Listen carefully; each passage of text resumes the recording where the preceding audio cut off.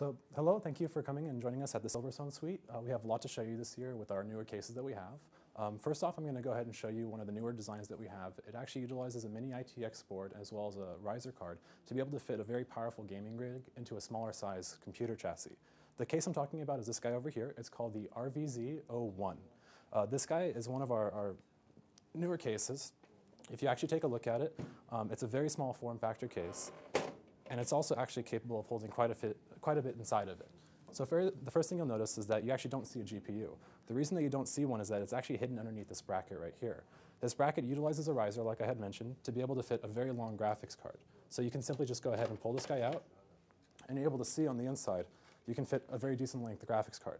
One of the big things about this case that really separates it from its competition is that not only can you fit a decent length graphics card in a small form factor, but you're also able to put, actually water cool this unit if you'd like to, for not only the CPU, but as well as the GPU itself. You're able to accomplish this by putting a rad on the bottom of the case and utilizing the fans that are actually included with it. In addition, you're also able to water cool the CPU itself by going ahead and using the 15mm fan that's included with these guys. That goes normally above the actual motherboard itself. But you can also replace that with, once again, 120mm rad and use the 50mm fan and be able to fit everything inside of there. This case is really something that we have a lot of interest in because we realize that a lot of users are interested in the Steam box and the Steam OS itself. And there aren't really many options if you're looking to building your own case per se. So with this option right here, you're able to customize your build, put kind of whatever you want to built off the mini ITX board, and you're good to go. In addition, this guy also uses an SFX power supply. Currently with SilverStone, we do produce a 450-watt gold-rated power supply that is modular, and that would be a perfect fit for this. Off that power supply, as long as everything's not overclocked, you're able to run something, for example, like a Titan and an i5, so a lot of capabilities. Just as well at CES, we have a couple of other new exclusives that we're going to be going ahead and releasing. The first thing that you're going to see is the ML07. This guy is based off of the same body that I went ahead and just showed you, but the key differences are the actual faceplate.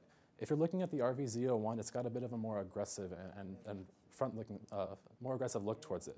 With the ML07, we decided to go with something that was a little bit calmer and a little bit more tame. So with something like this, it would be something that you'd be proud to show in your living room, and it would kind of blend in with the other components that you have. So both of these guys are going to be coming out fairly soon. With the RVZ01, we're hoping for a Q1 release. The US price is going to be approximately $90 MSRP. And then for the ML07, it's going to be hoping for a release sometime during Q2. And it's going to be approximately $10 to $15 more inexpensive, just because of the plastic design on in the front. Additionally, we also have two new cases that we have coming out. We have our little bit larger size ATX board on here. This is going to be the FT05 and then the RV05. These guys are something that, if you're a SilverStone fan, you've probably seen before, and it's something that we've had a lot of requests for. Bringing back what we had originally with a lot of our cases, the 90-degree motherboard. So unlike a traditional case, where all the I/O ports are going to be coming out of the back of them, this case is able to have everything escape through the top and cable route management through the very top holes that you see over here.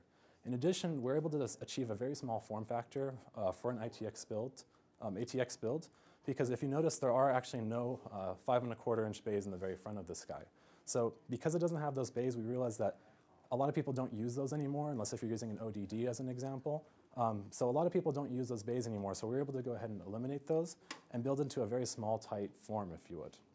In addition, if you actually still do need an ODD, this case does recognize that, and we have a slim optical built into it. So you're able to go ahead and put in either a Blu-ray or a DVD player, as long as it's a slimline optical. In terms of storage capabilities, it does have two 3.5-inch bays built into it, and behind the motherboard itself, it also has a 2.5-inch, two of those as well. So you can put SSDs behind the motherboard tray and be able to have all the storage capability that you need.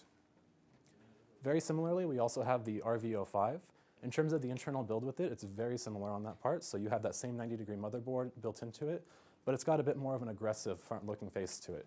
So just like we were looking at with the RVZ01, it's got that more aggressive front, a lot more attractive to if you're looking towards kind of getting into the game and it's one of your first cases that you're starting off with. The key differences between these two are, once again, that brushed aluminum finish with this guy. So if you're looking for that clean, refined look to it, the FT05 is definitely going to be a good option for you. Or if you're looking for a bit of a more inexpensive option to kind of get into that gaming world, definitely the RV05 is also a great option. With the FT05, we're hoping for an MSRP of about $180, and the release is going to be sometime before Computex. And with the RV05, We're hoping for a MSRP of around $120, and it's going to be releasing sometime either next month in the US or and then shipping out shortly after that. So once again, thank you so much for coming by and taking a look at the SilverStone suite at CES, and we'll hope to see you soon.